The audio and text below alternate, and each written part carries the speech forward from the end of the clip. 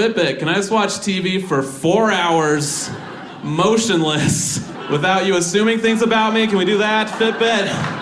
Thank you. Again, I got myself a Fitbit. Any Fitbit users in the audience tonight? Yeah, you better clap. It counts as steps. Do it. Get it in.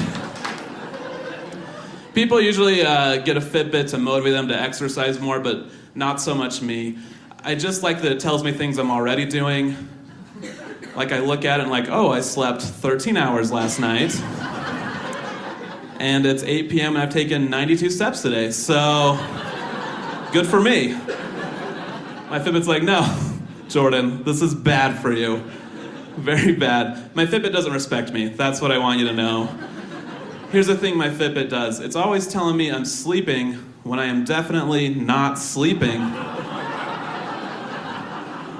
Just like, Fitbit, can I just watch TV for 4 hours, motionless, without you assuming things about me? Can we do that, Fitbit? Thank you.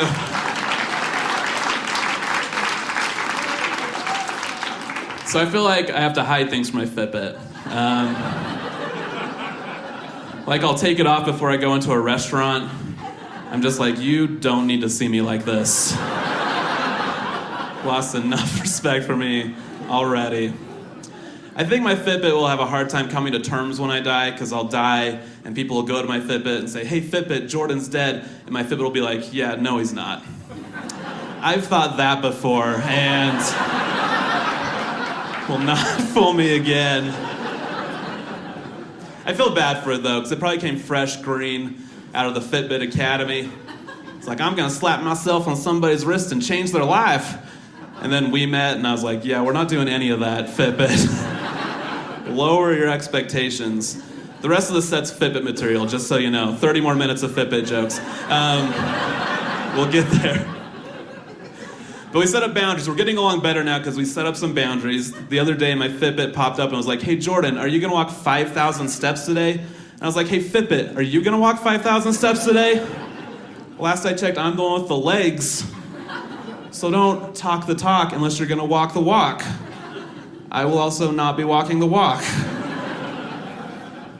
So now that we respect each other a little bit, I feel like on my actual deathbed, my Fitbit will be sad, will be hovering over me, like my arm will be in the air for some reason. And my Fitbit will look down at me and be like, Jordan, I failed you as a Fitbit. I couldn't save you from your own bad decisions. And I'll be like, no, Fitbit. You were a great Fitbit. You may not have made my body better, but you definitely made my heart better. Like, not physically better. I just mean, I'm glad we overcame our differences, and we're friends now. I'm so excited to be here. You guys, I saw something interesting this week. I think people want their bumper stickers to persuade people. And maybe you have this, maybe you don't. But I've never been persuaded by a bumper sticker before. Like, no political candidate, no social issue. But I found a guy that rigged the system. Here's what he did. Instead of purchasing a bumper sticker, he went on his computer, typed out full paragraph arguments, printed them out, laminated them, and taped them to the back of his car. And you think it wouldn't work. I mean, just off the bat, you think it wouldn't work. You think nobody would take the time to read it, but I was stopped behind him at a stoplight, and when you see it, you're like, he put so much effort in, I gotta read this. And I leaned in to read it, and I looked to my left and my right, and both cars stopped, were leaning in to read this thing. And you could tell he rushed it, actually, because it was still like in 16-point font. He didn't even change it from Calibri. It was just the default setting. And here was the first line. The first line in this paragraph said, communism is Satan's counterfeit to God's plan. I don't care about any of those words. And I don't want to care about them. I want to just read it and move on. But here's the thing. He had supporting arguments. So I started reading them, I started feeling persuaded. I don't know if you've been in a situation where you don't care about something and you start caring about it. It's the worst to get out of that situation. So what I did is I tapped on the window next to me to get their attention. I did one of these. I did a... And we laughed and we drove on our way and forgot about it. So, no bumper sticker persuasion happened that day. You guys, I'm glad it's 2017. I know 2017 has been a weird year, but here's why I'm glad. I feel like we're not celebrating things that we've overcome. You guys, 2016 was the year that Clown-mageddon happened. Do you remember this? Clowns were just terrorizing people in the streets, like all over the country. And it ended and we just forgot about it. We didn't. We should be celebrating this. It was a coordinated clown effort. And I don't want to brag, but I was kind of following it before it was a big deal. I got a hit on my Creepy Clowns Google alert. I was so excited. Here's what the first article said. The first article about Clown-mageddon read like this. It said, in a town in North Carolina, children are being lured into the forest by clowns or people dressed as clowns.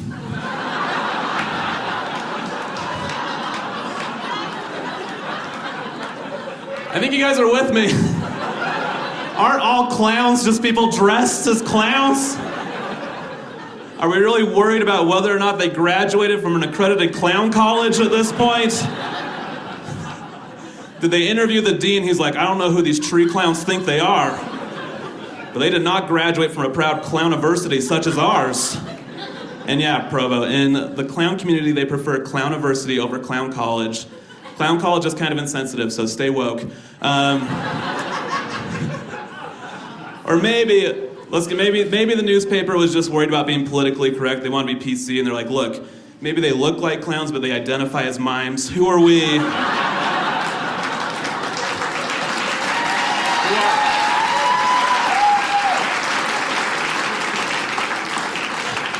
But I started thinking, like, why was I attracted to these stories? Like, why did I have a Creepy Clowns Google alert?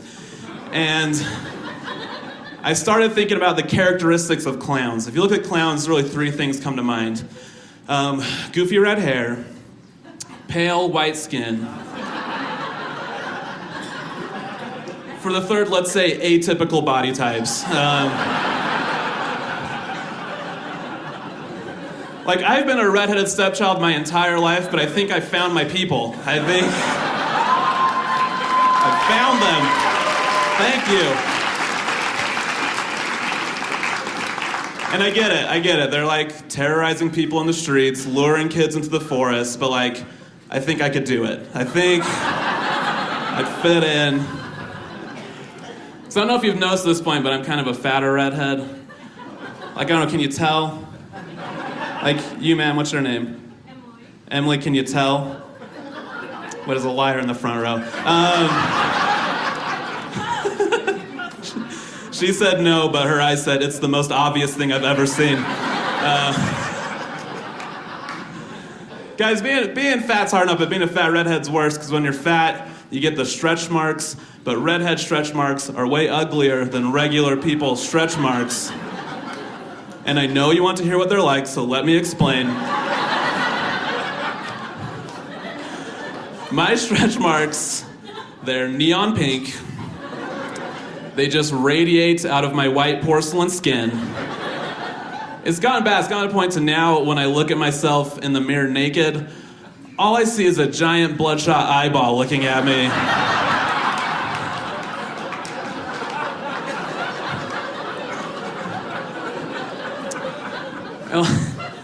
Like, I want to get rid of them, but I don't want to exercise, so I've just been bathing in Visine, and it doesn't work.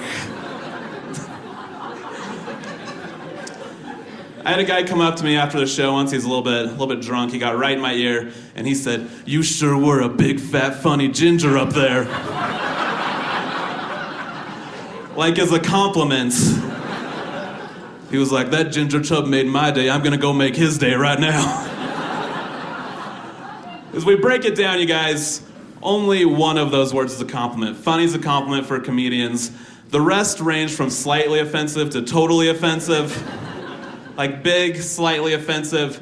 Fat, definitely offensive. Ginger, it depends on whether he was a redhead or not. He wasn't super offensive. It's our word, Provo. Yeah. I'm also glad it's 2017 because 2016 marked the year that I was kicked off an amusement park ride for being too large. Yeah, it's gonna get sad. Buckle up. Because they would not let me buckle up. I was in Orlando. I was at the Harry Potter Capstone Hogwarts experience, and I sat down and it wasn't gonna work out. And to be fair, they weren't mean about it. They weren't like, oh, troll in the dungeon. They were like, no, sir, this isn't gonna work. Come over here, you get to wait over here while your friends ride the ride. So there I was in the obese section. But it was Harry Potter themed, so it was like obesity and other obscurities, or something like that. There it was. And in this section, they have a person whose job is actually to talk to all the people they kick off the ride. And it makes sense. They're like, look, when you kick the fatties off the ride, you gotta talk them down to make sure they don't go around and start eating everybody. So he was talking to me, he's like, I'm sorry this ride didn't work out. How about you try the Spider-Man ride? I really like the Spider-Man ride. All I was hearing was like, the Spider-Man ride has really big seats. And it was okay, I was fine. But it made me think about Harry Potter, because we think of Harry Potter as kind of like this benevolent, turns the other cheek, good kid. But here's what he did. He built an entire wizarding theme park. And at the Capstone Harry Potter Hogwarts experience, he was like, no, make the seats so small that Dudley and his fat dad can never ride it. Never.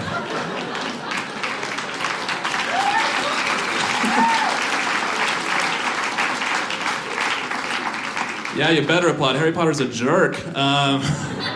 It's the next book, Harry Potter and the Theme Park Built of Spite. You guys, I'm part of a religion where we believe there's truth in every religion. We just kind of had the most of it, not a big deal.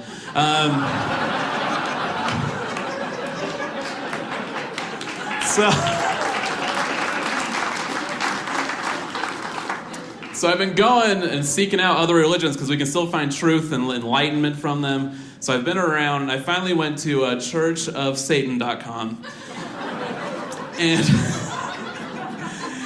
And on churchofsatan.com, they're like, hey guys, we're the Church of Satan. I read it in a really friendly voice for some reason. They're like, we're the Church of Satan. We just think that God is fake and religion isn't real. You should just do whatever you want, and that's how you'll be happy. And it's fine if they believe that. But the problem is I looked at some of their Satanist community events going on, and they're still dressing up as Satan and doing weird Satan stuff, which doesn't make sense. Let me be the devil's advocate here. If you don't believe religion's real, you shouldn't dress up as Satan because he's still technically part of the religion is real team. My team. It'd be like if I hated Star Wars. I was like, Star Wars is stupid. Star Wars is the worst. I'm going to show you how stupid it is by dressing up as Darth Vader. That'll show you. So this is my advice for any Satanists that came out tonight. They're part of my key demo, don't laugh. For anyone that came out, if you really want to make me upset, you should dress up as the one thing in my religion that I actually do hate, the overwhelming guilt. If you can capture, there's some guilty people in the audience. If you can capture that, you would really get my goat. Not to sacrifice or anything, it's just an expression. Just an expression. I actually have a few more Satan jokes, but the problem is if I do them all together, it actually invites the presence of Satan in the room. And we don't want that. He's a bad audience member. He just sits there with his arms folded, shaking his head. Sometimes he gets up and leaves and takes a third of the audience with him. He's a bad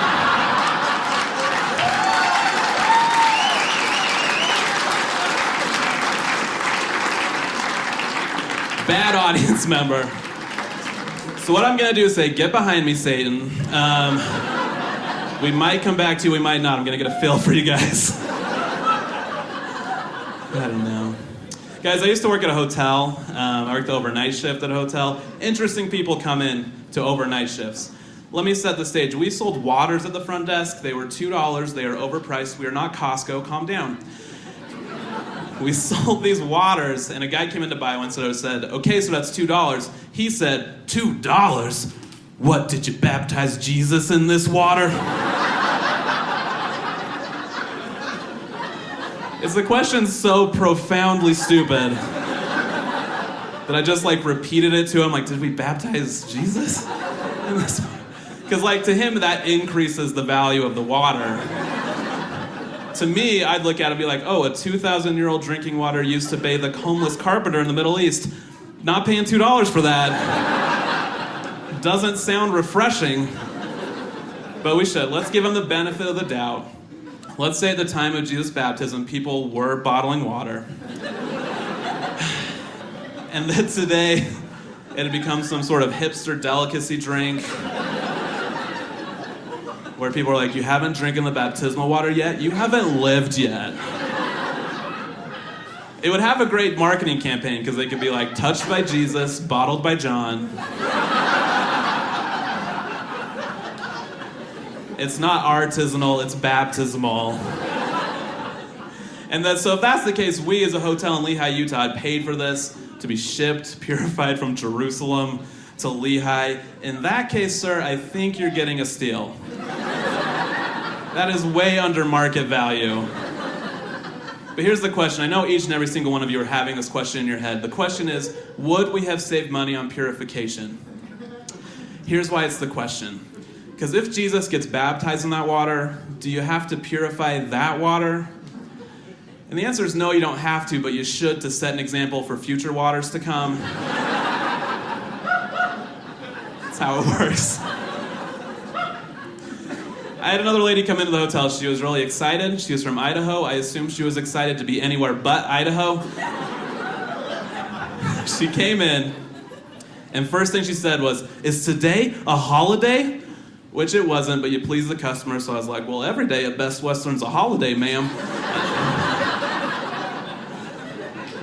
And I asked her, why do you think it's a holiday? And she said, well, just outside, there appears to be some sort of cultural gathering going on.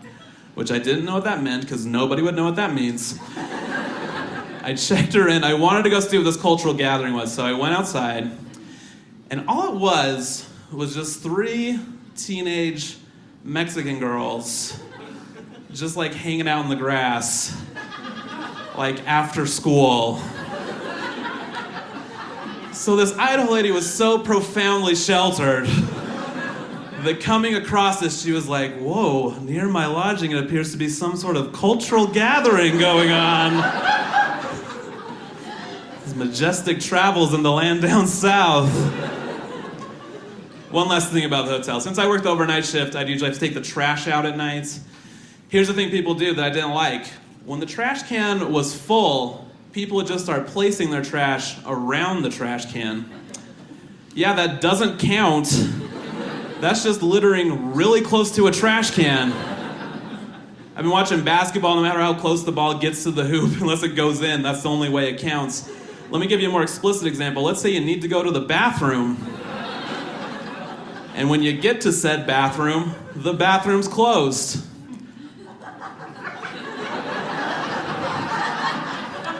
Are you gonna be like, well, guess I'll just take a dump right here then? In all honesty, it's good to me to get it this close to the toilet. Somebody else will come along, make sure it gets the rest of the way there. Doesn't count, you guys. So after this overnight shift, I was usually very exhausted. There was a Carl's Jr. across the street. I'd go and get breakfast. And I noticed this sign at Carl's Jr. that I really liked when I was driving through. The sign said, now hiring, apply within. And I liked that sign because I feel like if you went inside, like, hey, do I apply in here? They'd be like, no. You apply in here. And it's true. If you're applying at Carl's Jr., you better have done enough soul searching to make sure you're sad enough to work there. Yeah, it's true. Guys, being talked down to is never fun, but what's worse is being talked down to by the cashier at the Little Caesars. Oh, and first let me explain. Little Caesars is just this hip little Italian joint I go to. Kind of a foodie. But I went into the Little Caesars and I ordered pizza and I ordered crazy bread. And when I ordered it, the cashier said, oh, do you want sauce with that? And I said, yeah, can I get marinara sauce or whatever you call it? And here's where he talked down to me. He got a little smug. He was like, yeah, sir, it is called marinara sauce. You were correct. Don't patronize me over marinara sauce. Here's the thing, you guys. I know it's called marinara sauce. I just didn't know if that's what they called it. Let's rewind the order. They call their breadsticks crazy bread. So maybe the marinara sauce was called like Mitza Psycho sauce or something. So I was angry. I was standing there. I was fuming. My blood was boiling. I was really just hot and ready. And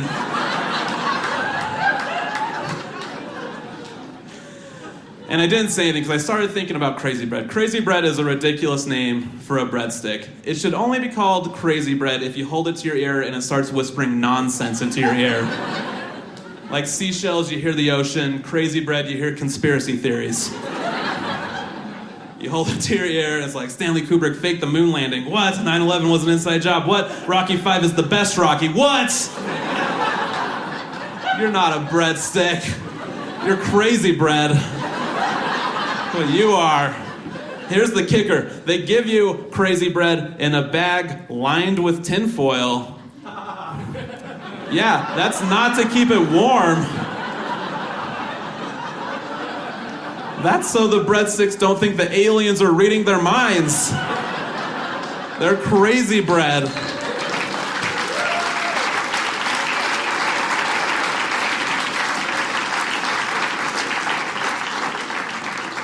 But no, I mean, even with that situation, I'm actually in favor of raising the minimum wage, except for at one store. Because I will lose my mind if I ever find out the employees at Dollar Tree make anything other than $1 an hour. And not just because I think it'd be appropriate for the branding, I think it's also just kind of what they deserve. Yeah, we're about to roast some Dollar Tree employees right now on this show. Yes! Every Dollar Tree employee looks like they've been wandering in the wilderness for 4 years. And somebody just decided to build a dollar store around them. The only good thing a Dollar Tree employee does is that when you're in there and you have the sudden realization of where you are, you're like, oh, what mistakes did I make to get to this point in my life?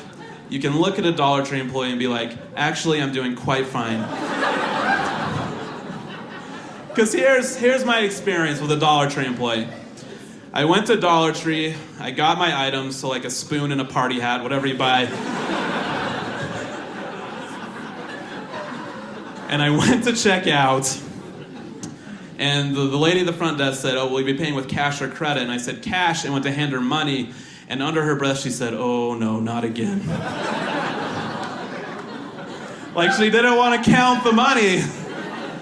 They deserve $1 an hour. I'm sorry, I feel like I made it weird. Are there any Dollar Tree employees here tonight? Woo! Who paid for you to be here? You have some nice friends. No, I should be grateful. I have a good job. I actually work at a university. I teach public speaking. I try to play it cool because I'm actually not that much older than a lot of my students. It's like, for example, this one girl raised her hand and she was like, hey, Mr. Makin, I have a question. I was like, whoa. Mr. Makin's my dad's name. You will refer to me as Professor Makin from here on out. You know, just playing it cool, keeping it cash. Believe it or not, students can be actually disrespectful. This happened, I finished a lecture, I said, are there any questions? A student raised his hand, I said, yes. He said, yeah, you look like the bad guy from Toy Story 2.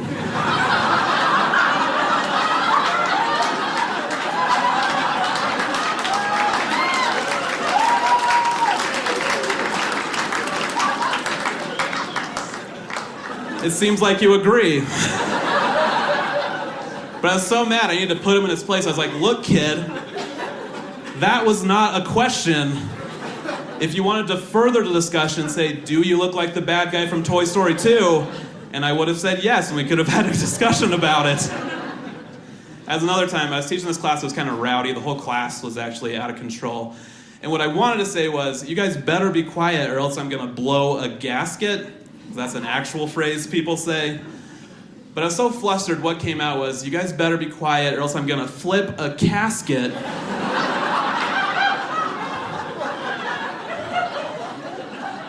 And there was a pause. Because both parties knew something was wrong. And what I can do in that situation is either I can pull back and like lose some respect, or I could commit 100%. I committed 100%. I was just like, yeah, I'm so mad I'll be flipping all your caskets. I'm gonna come to your funeral and disrespect it. That's what I'm gonna do. No, it's weird though. It's especially weird trying to gain the respect of students because I've been living with my parents for a little bit, which I don't want them to know. Actually, I like living with my parents right now. It's great. But something happened that's never happened before. I was sleepwalking, and I've never done that before, but I was sleepwalking and I tried to get in bed with my parents. And I woke up as I was hovering over my mom, and she was like, Jordan, what are you doing in here? And I was embarrassed. I didn't want them to know I'd been sleepwalking because I'm like independent and stuff like that. So I thought on my feet, and I was like, I had a bad dream, and they snuggled me better. It was fine. We got out of that situation. I'm sure you guys have been wanting me to talk about how sweaty I am, so I guess I'll do it. I'm kind of a sweaty guy, and it's embarrassing. Sometimes I have to apologize for my sweat. Like if somebody sees me and they give me a side hug, my lower back is always sweaty. It's like, oh, nice to see you too. Sorry about the sweat. It's embarrassing. Sometimes I have to preemptively warn people, be like, whoa, whoa, before we engage in this social interaction, gotta warn you, it's getting pretty moist back here. Don't want your fingers to get all pruny. But you guys, I had an experience that really opened my eyes to the world of sweat. I was wearing kind of this poofier dress shirt, so my shirt wasn't plastered to my back, and this droplet of sweat slid down my back and tickled the top of my butt crack. It was amazing. Yeah. It was like Poseidon himself came down from Mount Olympus, stroked my back, and laid a soft little kiss right on my bum bum. It was so good.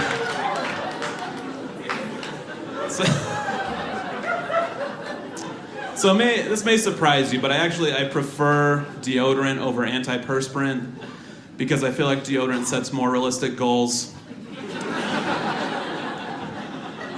Deodorant's like a good friend. Deodorant's like, hey man, I'm not gonna lie to you. I'm not gonna make any promises I can't keep. Things are gonna get wet. I'll make sure you don't stink for like 2 to 3 hours tops.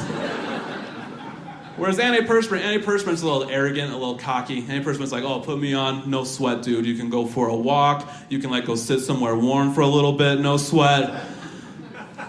And the thing is, I don't trust people in real life that tell me no sweat. Like I asked my friend to pick me up from the airport and he said no sweat. And I said, that does not answer my question. That just specifies you will not be sweating, which is something I do not relate to. So antiperspirant goes on, a little arrogant. He's like, I got this. But then 15 minutes into wearing antiperspirant's like, oh no, there's been a breach. These walls weren't meant to hold this much pressure. Evacuate women and children to the lifeboats. That was a dramatic reenactment of the failings of antiperspirant with an homage to the Titanic. Thank you. Thank you.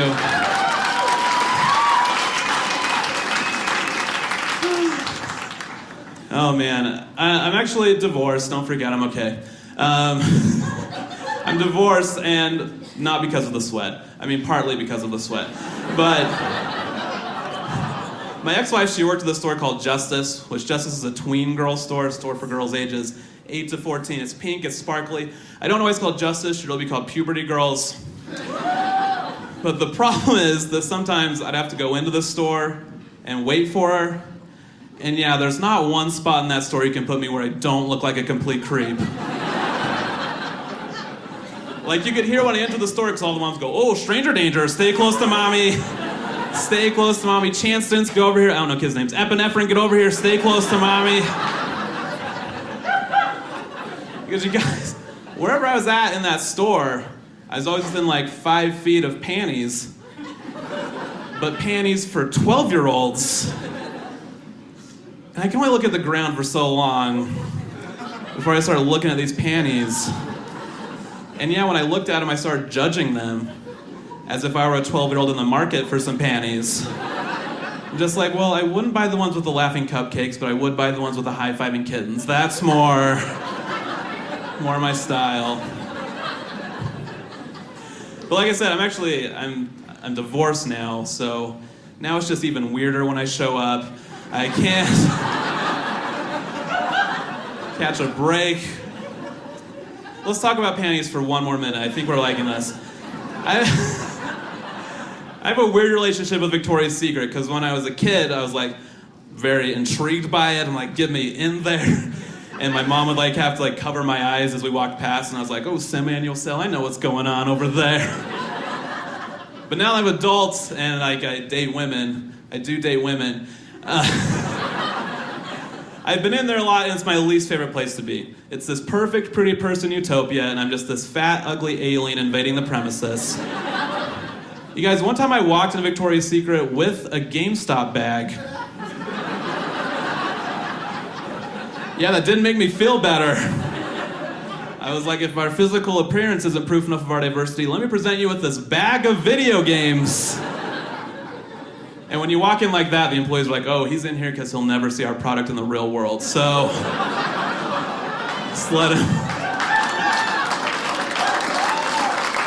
Yeah. Just let him wander. He'll be back. No, actually, I did grow up in a very religious household, and I liked it. We were a family, we loved each other, we played games together. Sometimes we'd play games and take the sin out of them. So, like, we'd play Monopoly, but not use any of the money. Just go around the board. And I'd be like, I landed on Pennsylvania Avenue, Mom. I've never been to Pennsylvania. And she was like, yeah, and you never will, because Utah's Zion. That's how we played board games. But my favorite all-time board game was Two Truths and a Truth.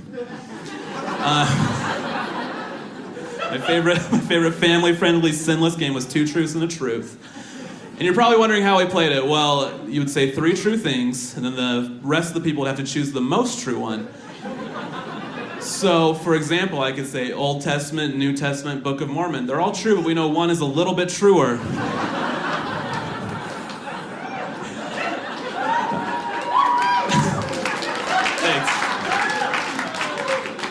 That joke only works if like 45% of you are Mormons, but it worked out.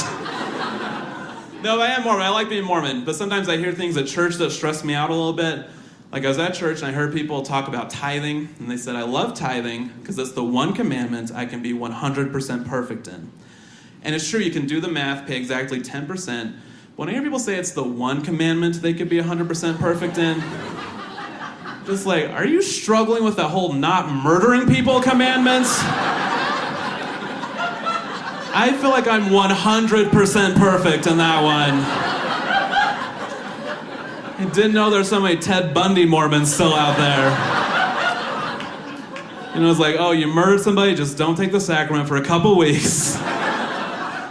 Truth is, a lot of us in the congregation are struggling with it right now. I have a couple more things for you, then we'll get out of here. You guys have been so much fun.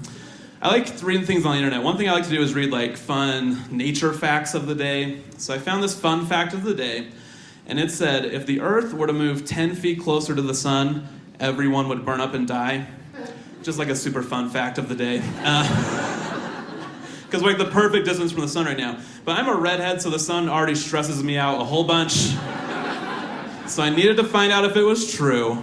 So I went to a fact checker website and said, no, this is a myth going around the internet. The earth is constantly moving closer and further away from the sun. If the earth moved just 10 feet closer to the sun, everyone would be fine. Which was a relief, but I noticed the word everyone had an asterisk by it. So I scrolled to the bottom of the page and it said, yeah, everyone would be fine except redheads. they would disintegrate into little piles of cinnamon sugar. But the good news is the rest of us will have twice as many swirls on our Cinnamon Toast Crunch. So, silver lining. Silver lining.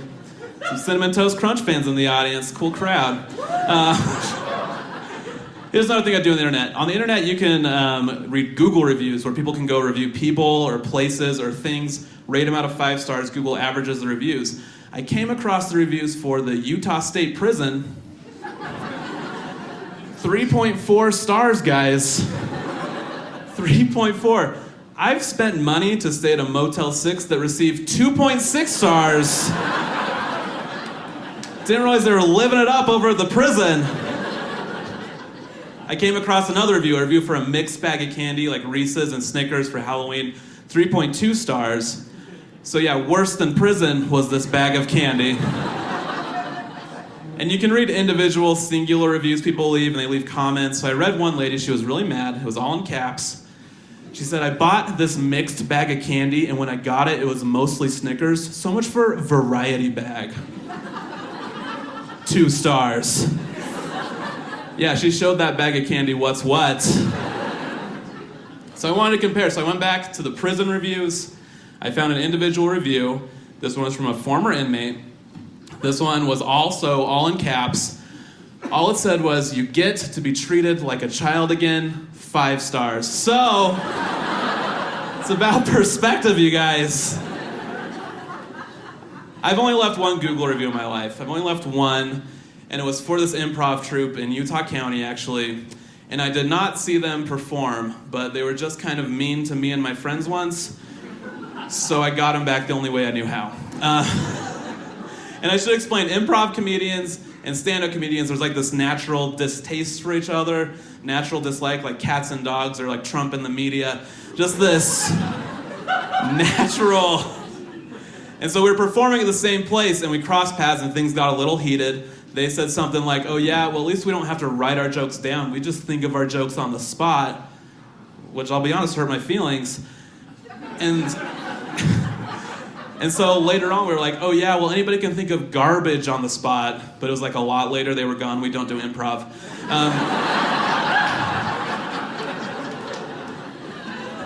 So I was mad they got the last word. So what I did is I looked them up on Google, and lo and behold, they advertised themselves as the only 5-star Google reviewed improv troupe in Utah County.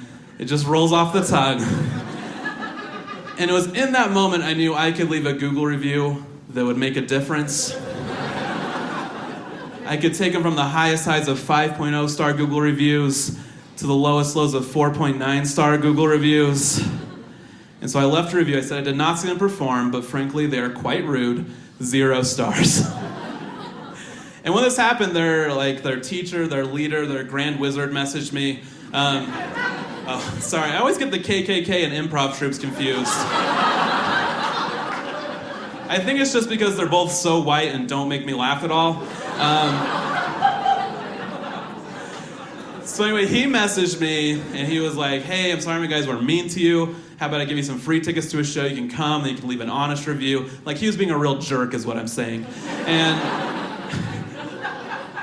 And so instead of replying to him, what I did is I thought, well, I think I'm gonna make him earn it. And so every time he messaged me, I would just bump up his review 0.5 star. And he got all the way to 2.5 stars. So if you're counting at home, that's 5 times he messaged me without a reply.